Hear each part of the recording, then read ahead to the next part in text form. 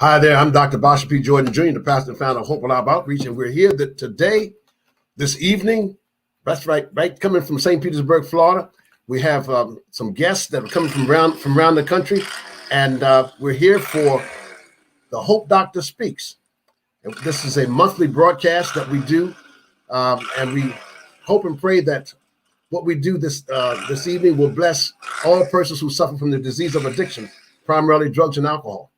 So if you'd like to get in contact with me, you can call me at 443-250-9635, 443-250-9635. Or if you'd like to email me, you can email me at my email address, which is info@hopealiveoutreach.org.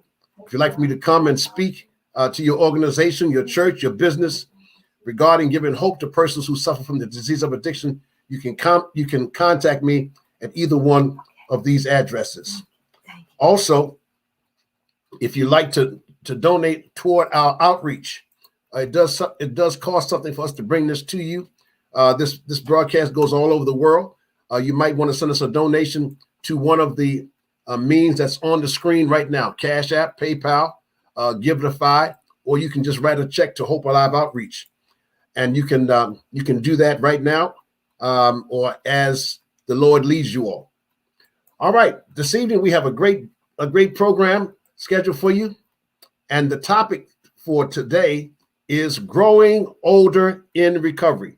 And we'd like to bring our guest on now. And as we bring on our guests, we're going to have our guests to introduce themselves from left to right. We're going to start with Nicole, who's our co-host, and just qualify yourselves. Tell us how long you've been sober, how long you've been clean in recovery, and we also we just had one more guest to join us. All right, Paula, can you hear us? Yes. Okay. So right now I'm going to start off with Nicole, and we're going to go. Then I'll call your name, and you introduce yourself. Give about 5 minutes to qualify yourself. How long you've been around? Just a little bit about yourself. Okay, Nicole. Hi there, my name is Nicole. I am your co-host. Professionally, I'm an independent journalist and content marketer. I have been sober since September 2009, so 12 and a half, almost 13 years at this point. And I've been in a recovery program the entire time. Lived in St. Pete since 2004, and I have 2 boys. And my husband and I will be celebrating our 10-year anniversary in 3 weeks. All right. Brother Logan from Baltimore. Logan from Baltimore, can you hear me? Oh, I can. Yes, I can. All right. Come on. I'm an addict. I'm an addict, and my name is Logan. I'm from Baltimore City. My clean date is May 8th, 1989. I've been clean through the grace of God 32 years through a 12-step program. I used to live and I live to use. And I just thank God for this 12-step program that he put on this earth that would save a junkie like me. Yes, I was a cold-hearted junkie. And through the grace of God, I no longer live that way. Thank you, Logan. All right, Paulette from New York. Hi, my name is Paulette C. I'm a grateful recovery addict. I've been clean for 28 years, 3 months, and about 19 days.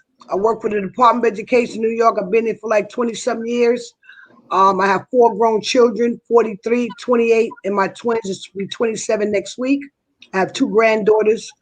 I do very well for myself. I don't use no matter what. I have a lot of hope. I serve the homeless. I help them. And I got in touch with Basha, got in contact with me, and he invited me here, and I'm happy to be here. Thank you so much, Paulette. Glad that you flew in. Glad that you flew in for us. I'm in North Carolina right now. My oldest daughter's father passed away on Sunday, so I'm in Winston-Salem, North Carolina, as we speak, to take care of the funeral arrangements with her. That's the only chapter. My condolences to you and your family. Thank you so very much. All right, Judy from Tampa, Florida. Hi, my name's Judy, and I'm an alcoholic. I'm I'm going to tell you right out, I'm 80 years old, and for 47 years of that, I have been sober. And that is a miracle. I think I'm a miracle. Yeah, it would be a good. Right. It has been an amazing life. I live, as it was said, here in Tampa, Florida. I have a husband. He and I are retired. I also have 2 daughters who are in their 50s and only 1 grandchild, a 15-year-old grandson who I love to death. And so I wouldn't have had any of that if I'd have kept on drinking and drugging. Thank you, Judy. All right, my other co-host, Clay. My name is Clay. I'd like to welcome everybody here. My original clean date was May 9th, 1998. And after 5 years, I went out for Friday and Saturday and came back October 17, 2003. Active addiction for over 25 years. In that 25 years, I've been to prison 9 times. Currently, I'm a mental health therapist and a substance abuse counselor here in St. Petersburg, Florida. Thank you, Clay. You know, while Clay was speaking, the thought just came to my mind that not only do we not look like what we've been through, but the journey that God has put us on and where we are today, I would consider it definitely to be a miracle. I'm Dr. Bosher P. Jordan Jr., and I came in recovery October the 13th, 1988. And by the grace of God, I haven't found a reason to use a drink or drug in almost going on 33 years. I used drugs and alcohol for 30 years, and I used as a pastor for 23 years. And so I'm really blessed to be here tonight. It's my responsibility, and God has anointed me to carry a message of hope. And that's the reason why we have these guests with us tonight. Those of you all who are listening by Facebook, you're listening by YouTube or our website. If you'd like to make a comment or a question, put it right in the chat. We have some persons listening there now. If you do have a question, our topic is growing older in recovery. I want to throw something out to all of you tonight, and you all can jump in as you desire. How do you stay in recovery? How do you continue to stay in recovery after all these years of being in recovery or being sober? How do you do it? Paulette C., Grateful Covenant Addict. Well, I stay first of all, recovery because Okay, I just go ahead, Paulette. thank you. Paulette C., Grateful Covenant Addict. I stay in recovery because see, you got to know what the recovery process is. The recovery process for me is about change. Like I said, I've been clean over 28 years.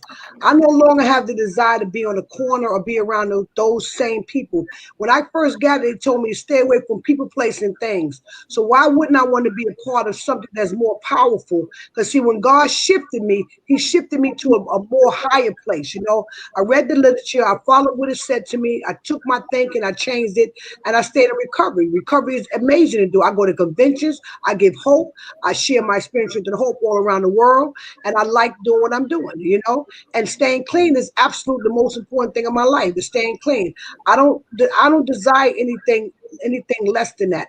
Everything that I desire has to be more in a positive moving forward in my life. Nothing staying back or keeping me in desire to want to regress. I like to progress in my life. Thank you so much, Paulette. The question is, how do you stay in recovery after all these years? Logan, I believe that you had a comment. yes, I'm an addict. My name is Logan. And I understand I have a disease that's incurable. And in order for me to address my disease, I must go to meetings. Nothing is more important to me than going to a meeting. I do put my recovery first, no matter what. No matter what. The president, the wife, whatever. Everybody knows that my recovery comes first, and I must go to meetings. And I had stopped the meetings at one time. I think I may have had about 15 years clean, and I stopped going to meetings. And I've never felt that bad in my life. I didn't use, but I felt so bad. I mean, all the things that I had learned and you learned and did was lost. I wasn't grounded. I never felt grounded. You know what I mean? So I went on and got my butt back in that meetings, and I will never leave again. Never. Thanks for letting me share. Right, and I can't say that Logan and I are in the same home group in Baltimore. Even though I'm in St. Pete, I still attend that meeting. Someone is saying so many people feel after they have been clean for a time that they don't need the meetings, but you still need the meetings. Tracy Battle is asking that question. So many people feel that after they've been clean for some time that they don't need a meeting. You just talked about that a little bit, Logan. Anybody else been there, or anybody else want to jump in there and answer that question? Yes, come on, Judy. I was really, really lucky in a lot of ways. When I got sober, it was a very lucrative business to have a treatment center. And a lot of the hospitals had them because, first of all, the patients were able to get up and move around, go to the cafeteria and eat, make up their own beds. It was inexpensive for them, and yet profitable because they didn't need all the staff. So I was lucky to get sober during that period. And I spent 10 months away from home, away from my husband and my two little girls. What year was that, Judy? That was 1973, I think. Okay. I went from the first treatment program to a first halfway house, which I got some drugs there. It wasn't good, and then I went up to a treatment program up in Minnesota, and I stayed there for maybe 10 weeks or so, and then went to another halfway house where I stayed for 5 months. Now, so it was a total of 10 months that I was away from my family. Now that seems rather bizarre by today's standards, but I am so grateful to have had that kind of basis. It's something that I needed. I don't think I could have done it without that. I really don't know, and I don't want to try to find out. But I left that program, and they told me, that I was to come home, go to meetings, and they suggested 2 meetings a week and some counseling. So I went to 2 meetings a week. I'll hurry this up. I never did find a counselor at that point in time, but I have been going to 2 meetings a week religiously for 47 years, every week, unless I'm somewhere else. But I've never had the experience that some people have of really having to depend early on a meeting a day, and that I was living that. So that's the story I have. I love the group that I belong to. We have known each other for so long, and we're so close we could probably tell each other's stories. Yeah. So that's the process. Thank you, Judy. Tasha, could you pose that question again? Okay, the question is, how do you stay in recovery? How do you stay? What's your process of staying in recovery after all these years of being in recovery or being sober? How do you continue? Okay, my name is Clay, and in my experience, I know and understand that life on life's terms still show up. And although I enter into recovery and I get a foundation in the program, I develop some relationships in the fellowship. I develop a connection to a power greater than myself, and it is in that power greater than myself that I am able to navigate my emotions and to deal with reality. My biggest problem when I was out using was my inability to accept reality. Okay. Reality is a close cousin to spirituality. Okay. So as my spirituality grew in the program, my ability to navigate my emotions, and what I mean by that, I have lost a child in recovery. I've lost jobs, broken relationships, and these are things without a program of recovery that I know that heighten and increase my chances of going back out and relapse. I know that as assurance. Once, as a creature of habit, once I get connected to something, it is very difficult for me to stop. Hence my drug addiction for 25 years. I was connected to that, and now I'm connected to recovery. So sometimes I just feel out of place if I'm not attending a meeting or if I'm not doing something for my recovery. And I just want to add this too. A lot of the things that happen in our society, whether it's politically motivated or socially, economically, we as therapists, we go through that too. And without having a resource that we can go to refresh ourselves, to get spiritually grounded or grounded in the program, we will not be able to effectively deliver a message of hope to anybody else that is seeking services. In your opening statements, Clay, you mentioned that you had been to prison 9 times.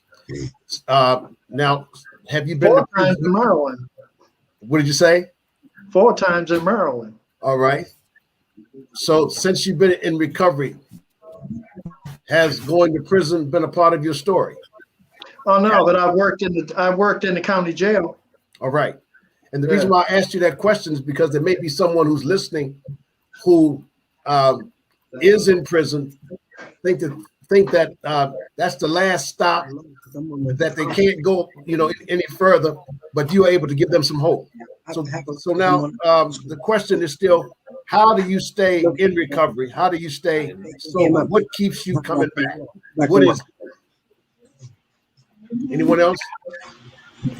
Well, I'm an addict. My name is Logan.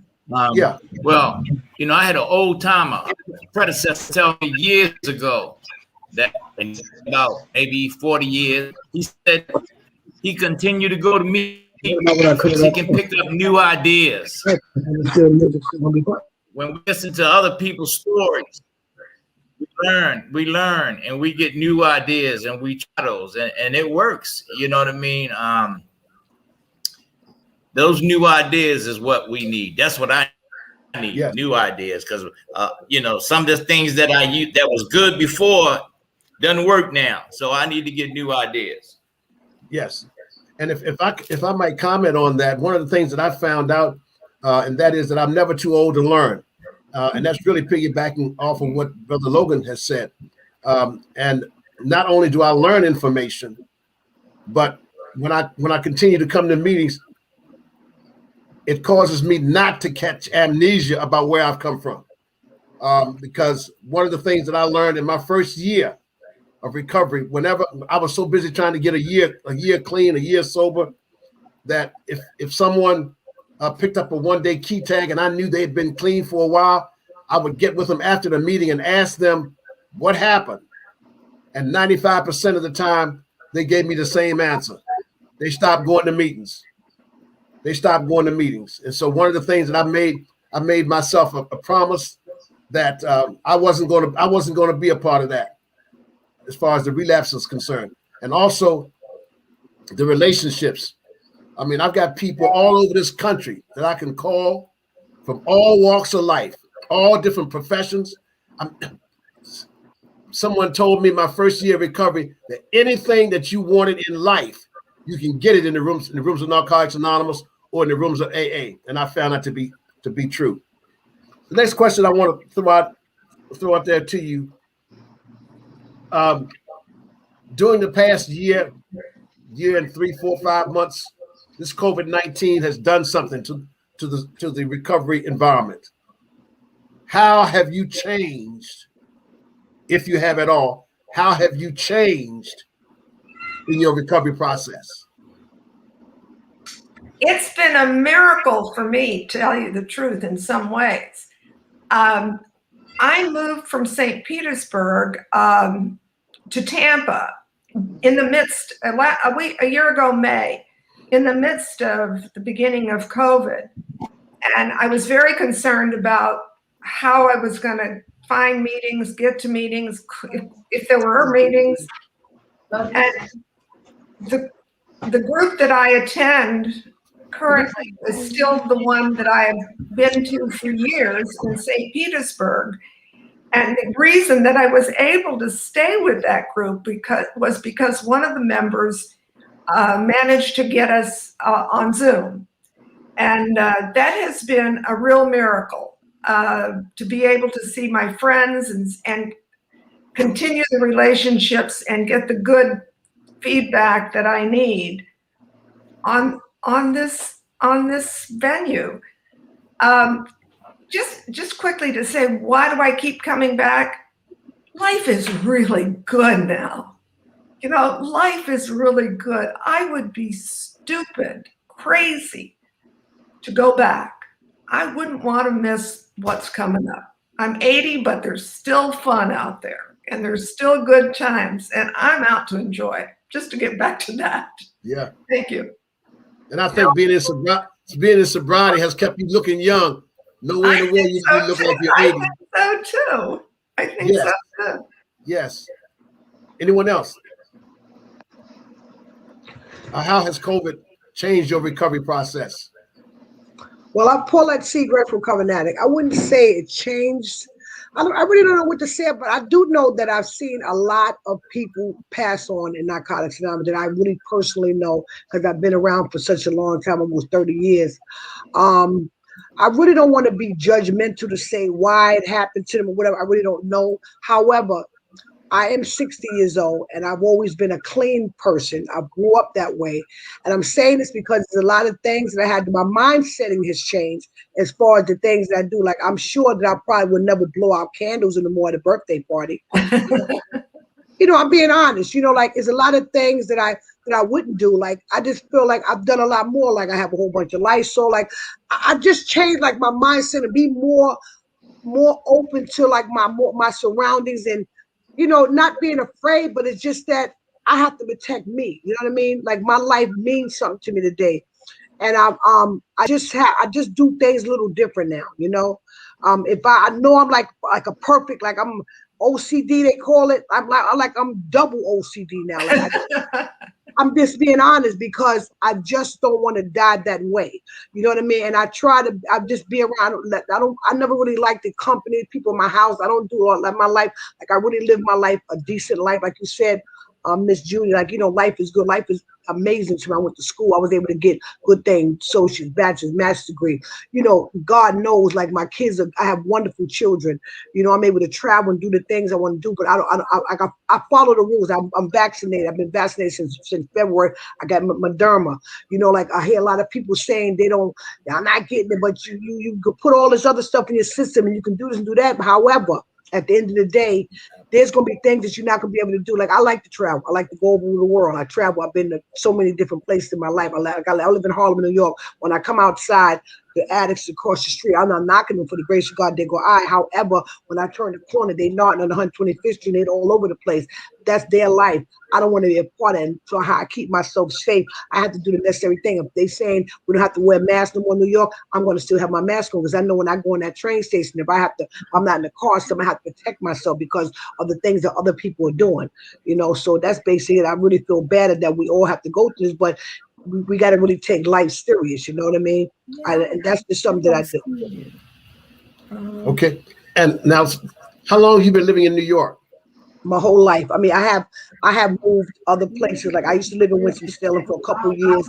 I think back in 2000, and I think I stayed down here like for 3.5 years. My kids are younger; they went to elementary school here, and then I found. I'll let you go for a minute.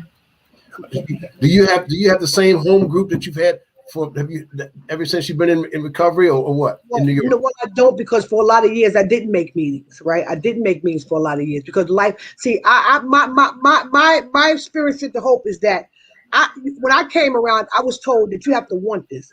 I wanted so bad that it doesn't even matter. I live life on life terms, you know, like the brother said. I'm just not going to use, because that pain was so horrible, and my last run was like, oh my God, forget about it. I wouldn't even imagine wanting to hurt a child. Like my last run was really, really horrible, and I would not. I don't want to use. You know, I've been through things in my life, even clean. You know what I mean? But using is just not the answer. I don't want to get high. I don't want it in my system. I don't want no drugs around. You know, like I told you, I'm at.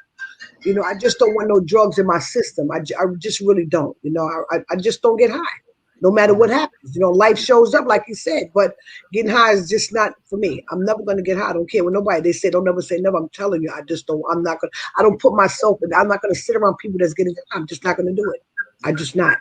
You know, I like to live my life at peace. I work. I go to Central Park. I work out. I walk. I eat vegan sometimes. Like I try to take care of myself. You know, I follow the rules basically.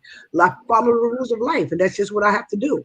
You know, they say don't wear a mask. They say, well, this part of the Bronx or New York, Manhattan, you don't have to wear a mask. I'm wearing my mask regardless. I'm going to do the necessary thing. They say you need to be vaccinated. I'm going to get vaccinated. I'm not a child. I don't need to go back to work in September. I go back to the border in September because I've been out for the whole time. But I'm going to have to tell me, Miss Cleckley, did you take your vaccination? Of course, I know I need that. Work around children. I'm not going to do stuff that's, you know, I do things that's correctly in my life. You know, I got high because I didn't follow no rules. I didn't listen to my mother and father. I didn't do the things necessary to do the right thing in life. I've been a productive member of society. You can't just talk it, you have to live it. I live this way. You know, I'm no longer cursing people out in the street and doing all the crazy. I live right, and it's beautiful. God will shift you. At a point in your life, God will shift you. You either change or you die. I mean, God has really shifted me. I'm not going to say I haven't got angry or may have had incident things where it take me out of my character, but I got to remember that's no blame on nobody but myself. For me, I don't want to do that. I don't want to think negative of you, doctor. I don't want to think negative of you, Judy. I don't want to have my mind thinking I don't want to like somebody. I'd rather be on the good side of life than on the bad side. I do everything in my power just to be that way. I'm not asking to be perfect. I just don't want to do because it trust me when I'm telling you, it hurts. When God shifts you to a better way and a better way in life, it feels amazing. It really does. Wonderful. We have a concern and a question that's come in. This listener says, I lost my daughter August 19th of last year to a drug overdose in Charlotte, North Carolina. Now, I've never used, and she's asking the question, do you think that I need to get into a program?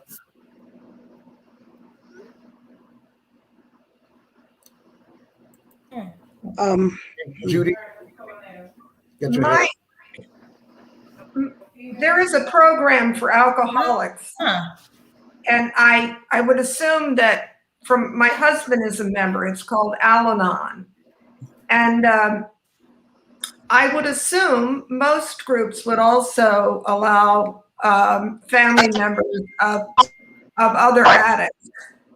But I'm not sure if Narcotics Anonymous has a group similar or not, but it is one of the best things that ever happened to our family. Not only me being in a program, but him being in the program. It's a program for people who have to live with us.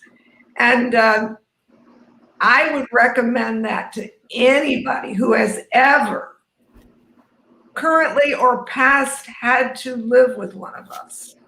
Okay. It's good.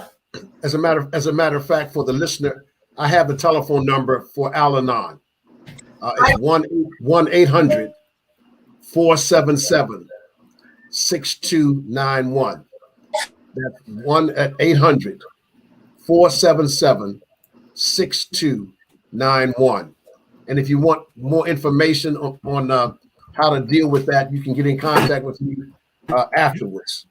Um, I was a counselor for drugs and alcohol when I was in Baltimore for a number of years, and I conducted sessions in recovery houses and aftercare, and so that question that was asked, as well as the answer that was given, we have a lot of parents, loved ones who've lived with addicts and alcoholics, who almost went crazy, have lost their children, but there's a program for you. And I would suggest that you go to Al-Anon or Nar-Anon. Nar-Anon is Nar-Anon. If you want more information about that, you can call me at 443-250-9635.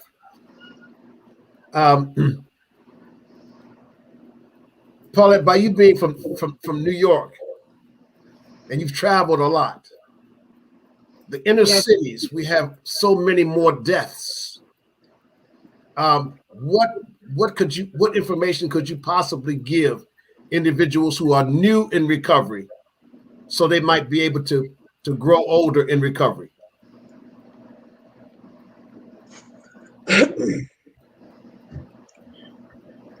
Well, I'm gonna start off by saying this, right?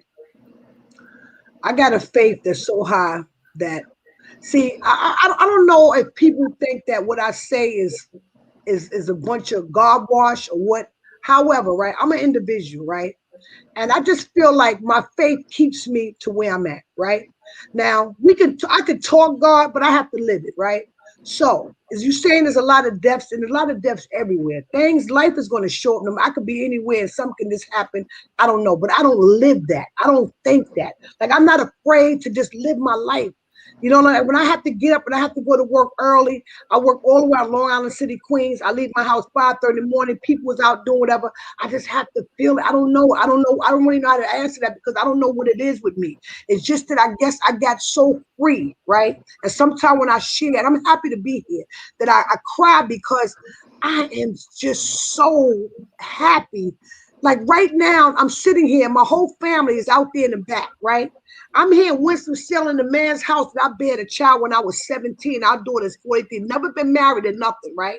And I'm sitting here to get my hands. Let me put my glasses on because, to be honest, there's so much was going on there I forgot, right? Not trying to take with what you asked. However, right, I just live my life a certain kind of way where I just feel like if you do right, things will be right. You understand? It's like I don't have the answer for who's going to live and who's not going to live. But I do believe, right?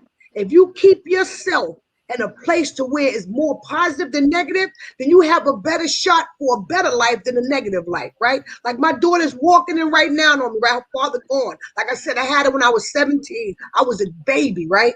And for many years, I hated this man. However, I'm 60. How can I possibly continue wanting to harm him or have any harm in my heart for him, knowing that we were children? Like I may have been ready to have the white picket fence, the dog, 5 kids, and married and all that at 17. But guess what? He just wasn't there. So I just learned through the program of Narcotics Anonymous, the literature, like what you said with that lady.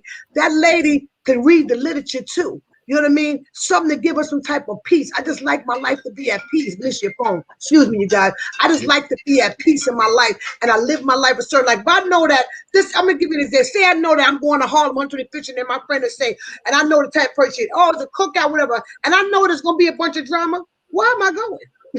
I'm not going to do that to myself. Why are you not going to go? Because I know the outcome. When you know the outcome of things in your life, then you got to remove yourself. I just can't do it. Like my family look at it and say, damn, you changed so much. Trust and believe me. I never knew how it felt when God shifted me from things that I've done. I said, are you kidding me? I wasted all these years doing all this stuff, being angry and da-da-da. And I watched so many people get killed. And I just say, oh, that's what they did. I knew they shouldn't have went. I'm a grown adult. I'm 60 for God's. I live well. Yes, when I go up my building, they shooting, they have gangs downstairs, all type of stuff. But the building is beautiful. I have an elevator, have a laundry room in there. You go in my 2-bedroom apartment in Harlem, I live absolutely amazing. Haven't been home for about a month, but I live good. And I just don't place myself nowhere in my life where I have to be harmed, don't want to be harmed. I just don't want to hang out in the street no more. I just don't. Paulette, you're saying that you live in Harlem now. Yes. You are testimony. You're a testimony because Harlem, New York, has a reputation. And so if you can get clean and sober in Harlem, anybody can. Anybody can. What would you say? Well, in this atmosphere of the coronavirus, meetings closed down. AA meetings closed down. NA meetings closed down. How did that affect your recovery? And you still are growing older in recovery and staying in recovery. How did that affect you? You're talking to me? Speaking to everybody. Okay. I'm an addict, Logan. Yes. It didn't affect me at all. Before this pandemic, I was going to like 5 meetings out of the week. No, 6 meetings out of the week. And when this pandemic came, I was able to go to meeting sometimes 2 and 3 times a day. I'm retired. It's been good for me. You know what I mean? I got closer to the family. You know, I didn't have to leave the house as much. And we get along just fine. You know what I mean? I learned some things about me, you know what I mean, and the family. So this pandemic has been, you know, the Zoom meetings has been great. It's just been great for me. I get more meetings in. More meetings in. Yeah. Yeah. Here you have 32 years. Is that right? Yes. Logan, you got 32 years. And you were going on Zoom, you're going to 6 or more meetings a week. One of the things about Zoom, we can go to meetings all over the world and never leave our living room. That's right. 6 meetings. But some persons who have gotten older in recovery have thought that they didn't need to go to as many meetings. And so they slacked down on their meetings. What happened to them? They went back out. Then I'm going to answer. I want to. Some of them did. Okay. Some of them did, but then some of them was able to use the Zoom. Yeah. You know, some of them was able to use the Zoom meeting. I wouldn't say that all of them. Not all of them. No. Not all of them. Yeah. Clay. Yeah, I want to answer your question as far as how did COVID affect me and my recovery. It affected me, but it didn't affect me. By me being a first responder or essential worker, I never took a day off. I worked through the whole pandemic. And because of my profession, I was able to know and understand that a lot of our literature talks about the potential addict. And a lot of our information that we was receiving down here in Florida was that numbers had exponentially risen to the point that it was so detrimental that they had to waive some of the restrictions, okay? And what I'm talking about is domestic violence, child abuse, you know, those potential and functioning alcoholics that would only drink when they come home from work. They was at home all day now, you know, and they was drinking all day. So our governor and our police chief had made it, we couldn't have the churches and other NA meeting housing facilities open up. But what they said is that they deemed NA and AA meetings essential. And so they said, as long as you keep them in groups of 10 and you separate, you can have meetings outside. So what we did as a fellowship down here is, rather having all of the people that are on my phone and in my social contacts, letting them know that we was meeting at the Vinoy, or we was meeting at a park under a pavilion, and we was going to do a face-to-face meeting. Because a lot of people, even though they was attending Zoom meetings, they weren't able to make that face-to-face connection, that personal connection. It is very hard or difficult for some people to embrace an atmosphere of recovery in their living room. Excuse me for a minute. Somebody has a radio playing. Could you please turn it down? Go ahead. Go ahead, Clay. Yeah, it was very difficult for some people, most people, to develop and maintain an atmosphere of recovery from their living room. And so, you know, and I noticed, I participated in a couple of Zoom meetings, but I noticed that people were showing up and putting still pictures up and or blacking out, muting their camera and turning their camera off. So there wasn't really participating. And so it was difficult for some people. So we was maintaining outside meetings, and the sheriff would ride by and see it. And, you know, we was in compliance, like Paulette was talking about. I was doing right. I was doing what they had said. They said keep them in groups of 10 and stay 6 feet apart, you know, and we still had masks on, you know. Okay, great.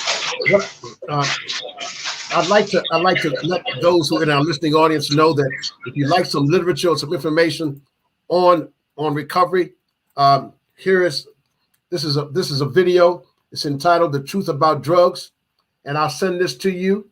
We also have some literature dealing with heroin. We have literature that's dealing with painkillers. We have literature that's dealing with crack cocaine, and I want this pen. This is a pen.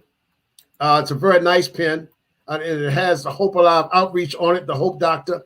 It has an address and phone number on here. So if anyone wants, if you mail a donation of $5 or more to the address, that's Post Office Box 35427, then we'll send you the pen, and we'll send you this literature.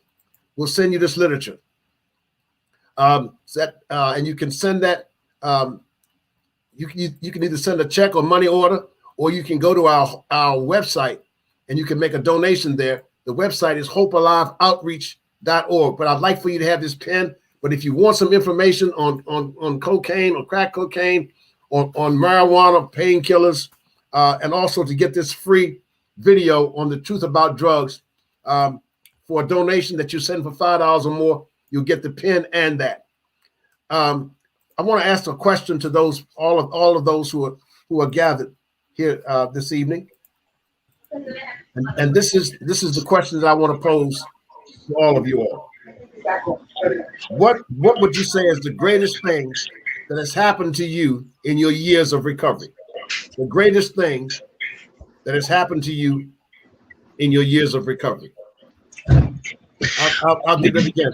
The question is, what would you say is the greatest thing, the most important thing, the thing you'll never forget, the greatest thing that's happened to you in your years of recovery? The greatest thing that's happened to me is that I don't use, and I thought I was gonna die. I thought I was gonna die using. I did. I thought I had no idea that there was another way, you know. And I didn't think God would do anything for me because of the things that I had done and had become and all this other kind of stuff. The best thing that ever happened to me was the obsession and compulsion to use was gone. You know what I mean? I never have to use again in my life. What was your drug of choice? What was your drug of choice? Anything, but heroin and cocaine was my drug of choice. But for real, anything was my drug of choice that would take me outside of me, that would make me feel different. Okay, all right. The greatest thing so you say the greatest thing that's happened to you is I don't use no more. He took it away from me. The alcohol, drugs, everything. You know what I mean? He took the obsession and compulsion away from me for using, because I never thought that I would live to be 19. Nevertheless, to get old in recovery. Good God! Sometimes I look for my phone and it's in my hand. Right.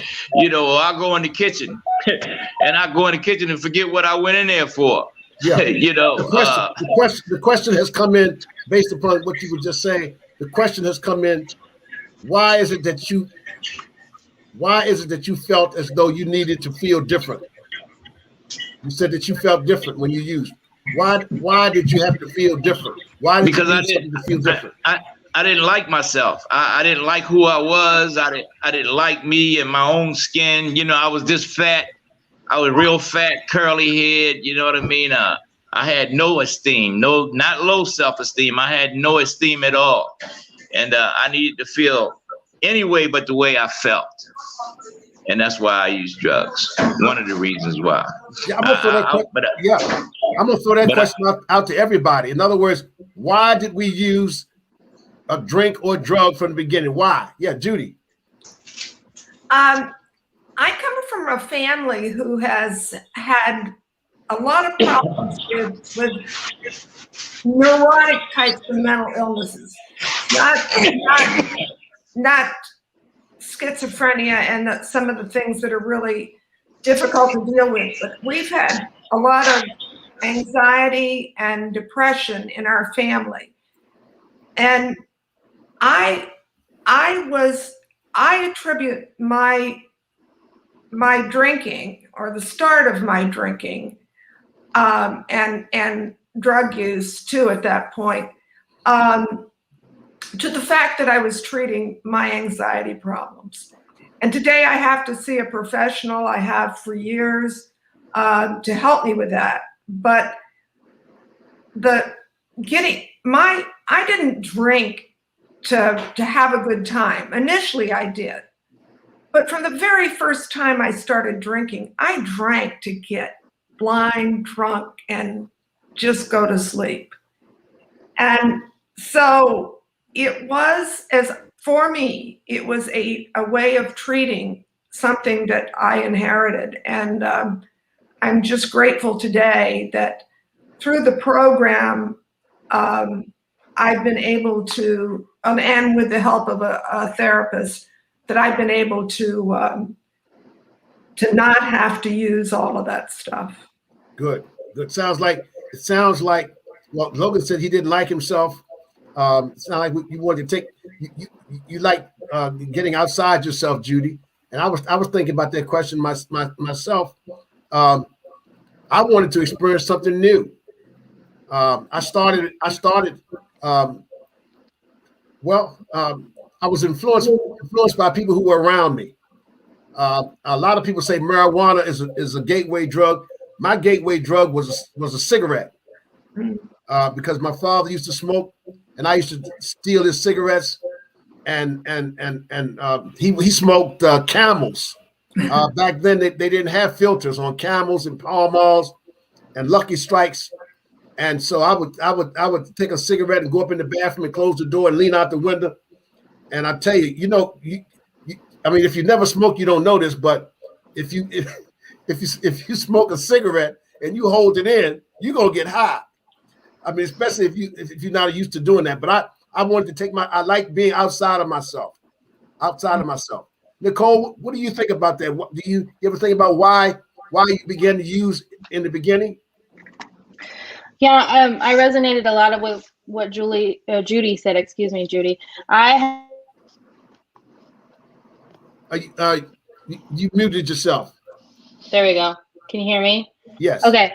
I resonated with what Judy said about a family history of, mental issues. I come from that too. I've had anxiety since I was 6. We didn't talk about that in my household.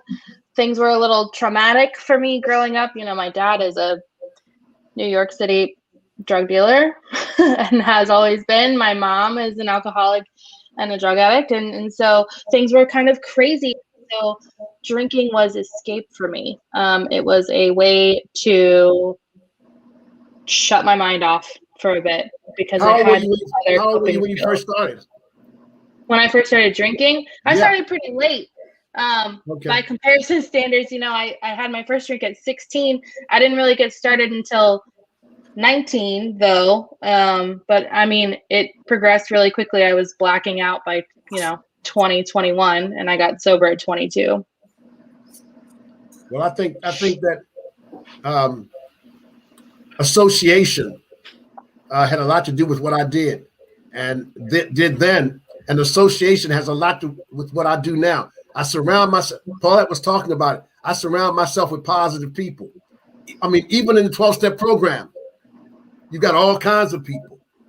And so I depend upon my spirituality to guide me to people who are of like mind. people who live in the steps, people who are looking for positive things, people who are doing positive things.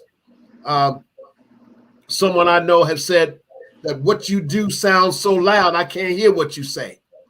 Some people talk a good message of recovery, but then when you see them acting their behavior outside of a meeting, it's altogether different.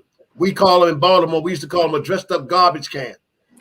So I don't know whether you've ever heard that before, but I think I used in the beginning because people around me were doing it. I can remember the first drink that I ever had was because my buddy, we used to ride to school, high school, in his car.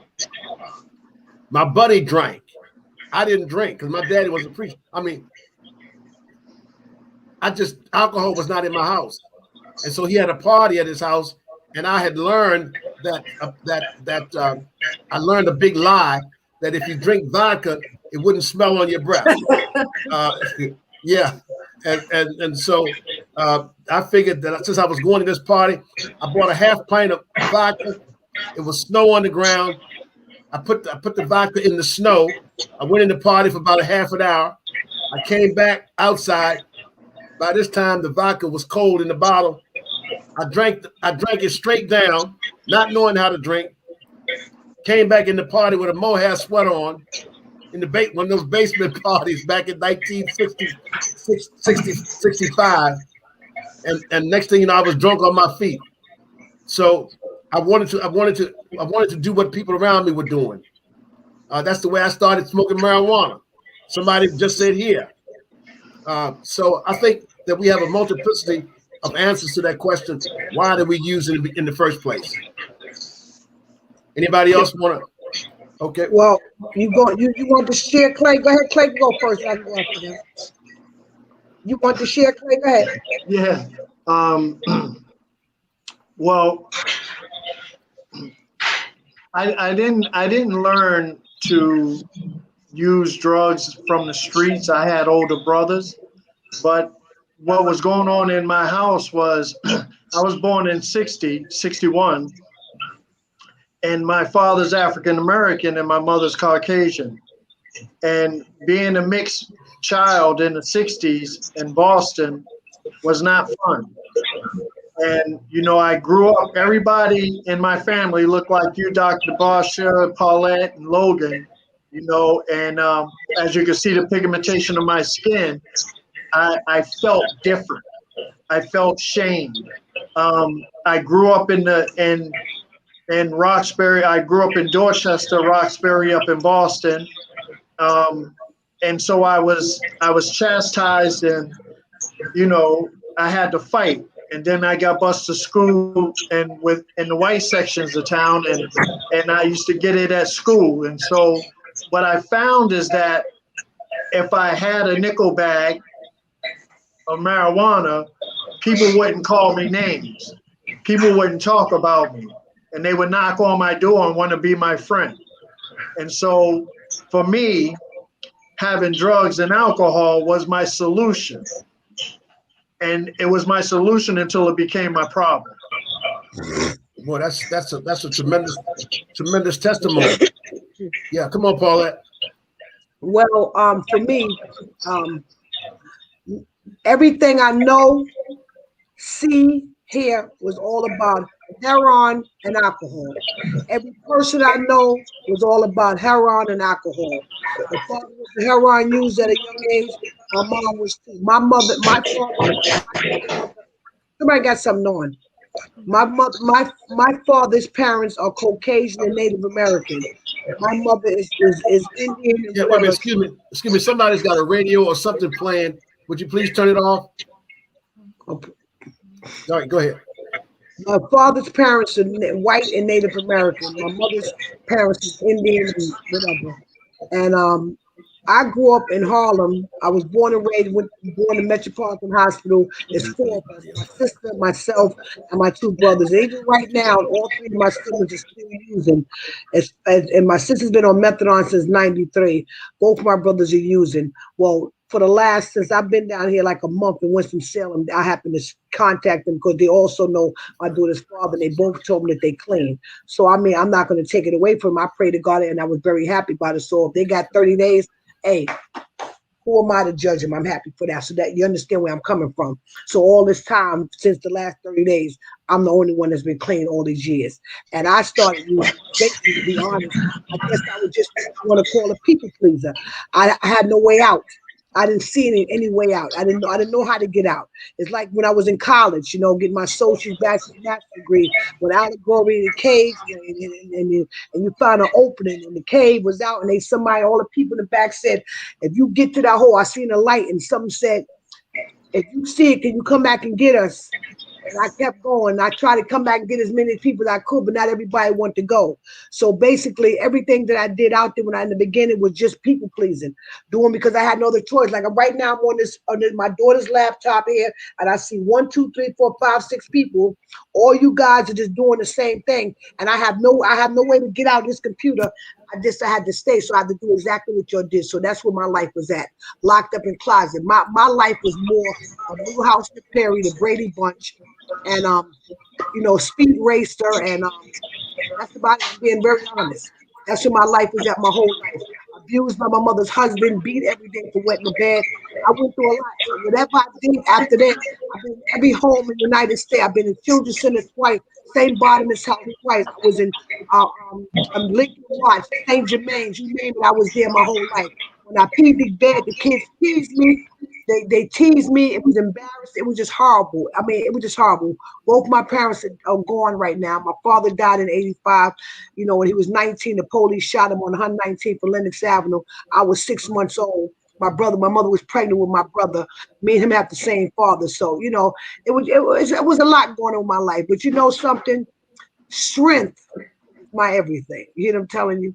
I know people, it's like when I talk, people stop, like to say, how the hell does this woman stay so strong? Because let me tell you something, and I'm going to stop.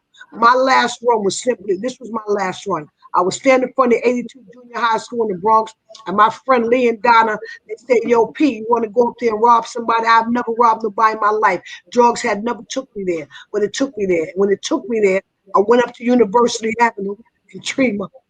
We stalked this woman. She had a 2-year-old son, a 3-year-old son, and a brand new baby in the carrier.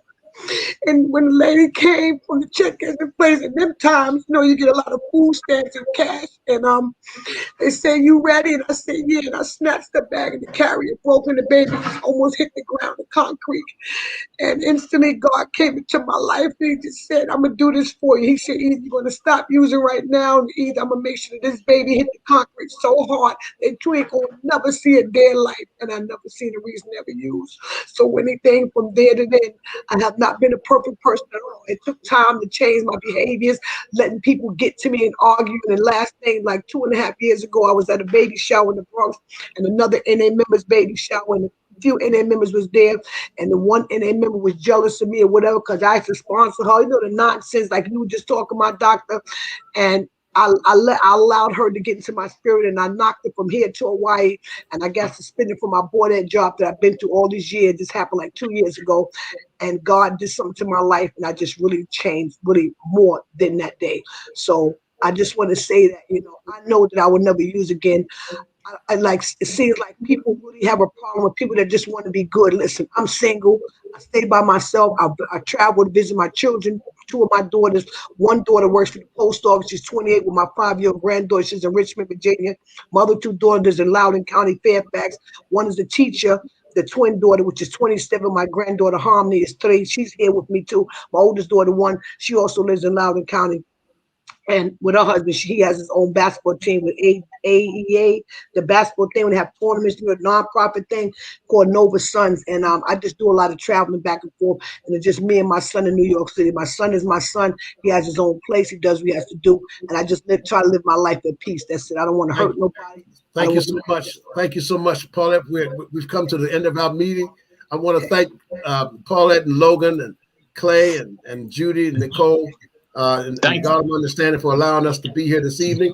And, thanks for having me, Bosh. Thank you so much. And for those who are listening, every first Wednesday of the month from 6 to 7 p.m. We're right here, same time, same place. And next month we'll have another topic.